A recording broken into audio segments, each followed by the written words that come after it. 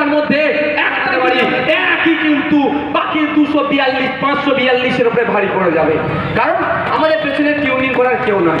আজকে দুঃখ লাগে আদিবাসীদের কোটাতে, দলিত ভাইদের কোটাতে মুসলিমরা, চ্যাটার্জি চক্রবর্তী মুসলিম টাইটেল যাদের আছে তারা চাকরি করে নিচ্ছে।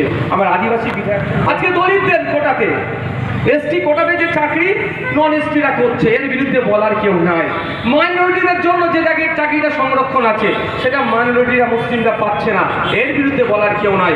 এই আইএসএফ তথা সংযুক্ত মোর্চার এক বিধায়ককে কিন্তু এমন কোশ্চেন করি আপনাদের দোয়া আশীর্বাদে মন্ত্রী কিন্তু উত্তর দেওয়ার আর জায়গা থাকে না। তো এটাই আমরা চাইছি, শুধু আমার রাজ্যের আইনসভা নয়, দেশের আইনসভার মধ্যে পাঠানোর। সকলে ভালো থাকবেন, সুস্থ থাকবেন। আবারও বলছি, দিনের শেষে প্রতিবেশী মাথায় রেখে রাজনীতি